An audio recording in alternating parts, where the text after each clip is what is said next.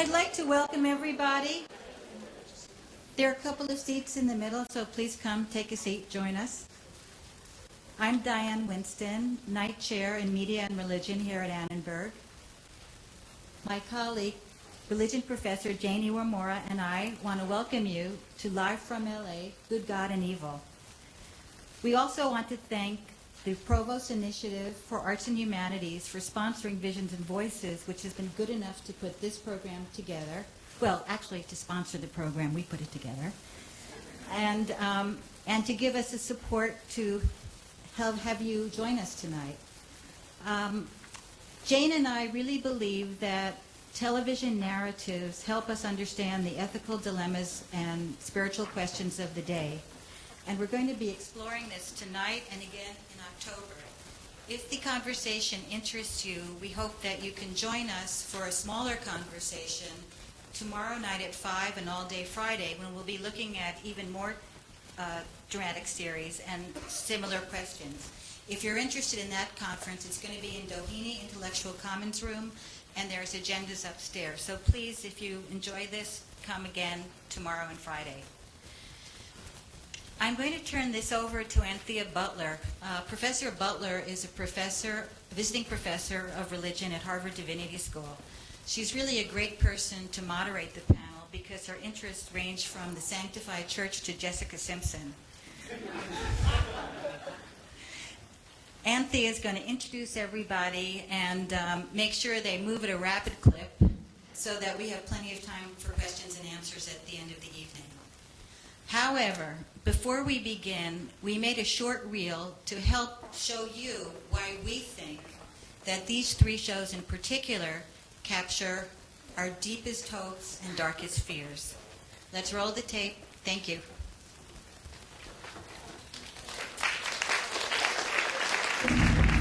Your discretion is advised.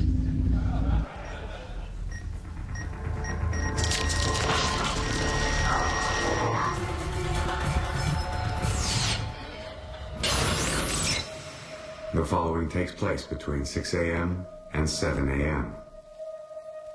America has been victimized again. Last night's terrorist attack in San Antonio was now the latest in this series of bombings that began 11 weeks ago in 10 different cities. Over 900 people have been killed thus far, and while no one is claiming responsibility for this wave of death, evidence points to Islamic militants. Here in Los Angeles, the mood can only be described as tense and fearful, as the Department of Homeland Security is urging all citizens to report without delay any suspicious persons or activities.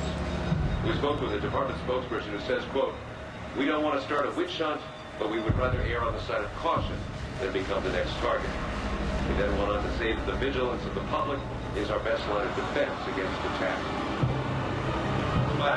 Hey! Stop! Open the doors!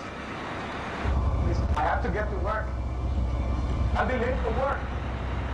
Please, open the door. Come on, man. Open the door. Open the door. I can't believe you. I can't believe you didn't open the door. I have as much right to be on the bus as you.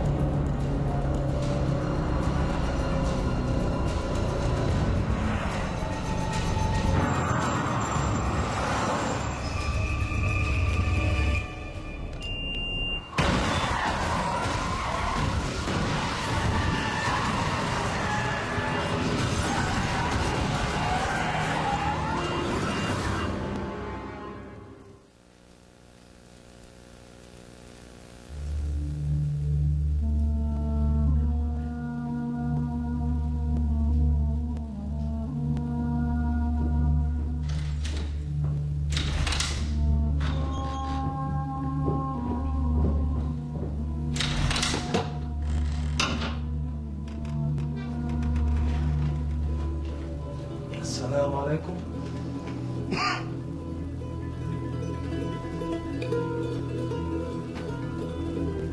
Hararo.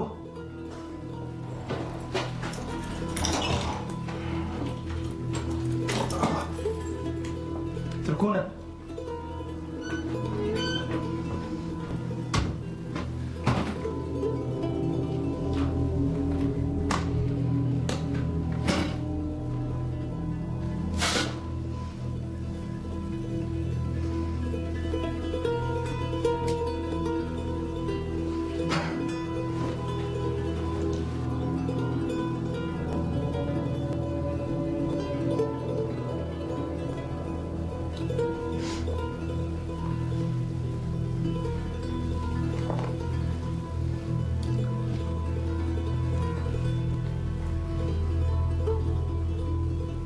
عندي اقتراح لك يا أخي.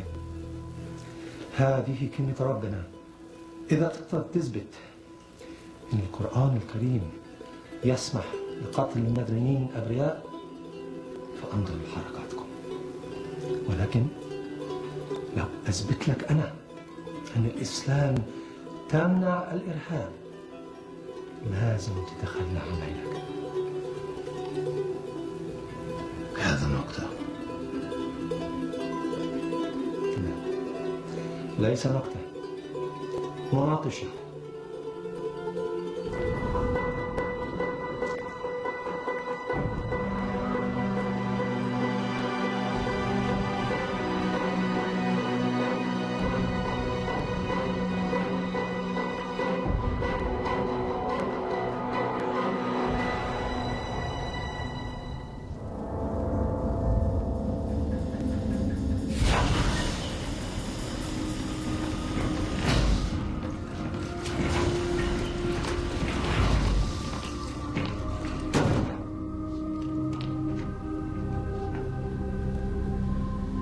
Do it.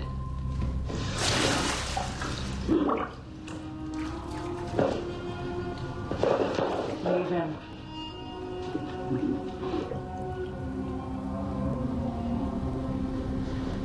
Sir?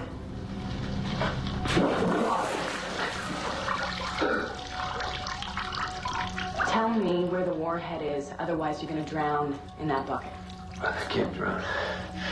I can't die. Right. Commander Donna mentioned that, how if your body dies, your consciousness is downloaded or transferred into another body, something like that? No, exactly like that. But you see, I've been thinking, why is this Cylon willing to talk at all? Why does he care if we destroy his body? Won't he just transfer away and laugh at all of us and our stupid human ideas?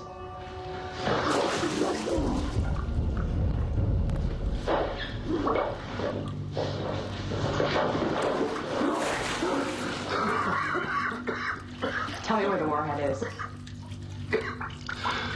This is not your path, Starbuck. You have a different destiny. Don't interrupt me. You see, I'm gonna dazzle you with my poor human brain. You see, I think that you're afraid. You're afraid that we're a long way from home. What if you don't transfer all the way back? What if when you die here, you really die? It's your chance to find out if you're really God. Or just a bunch of circuits with a bad haircut. I'm not afraid of dying.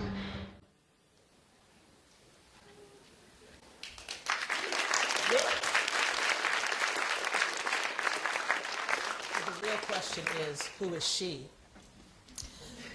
Since September 11th, 2001, the twin issues of terror and torture have become both a national concern as well as riveting entertainment.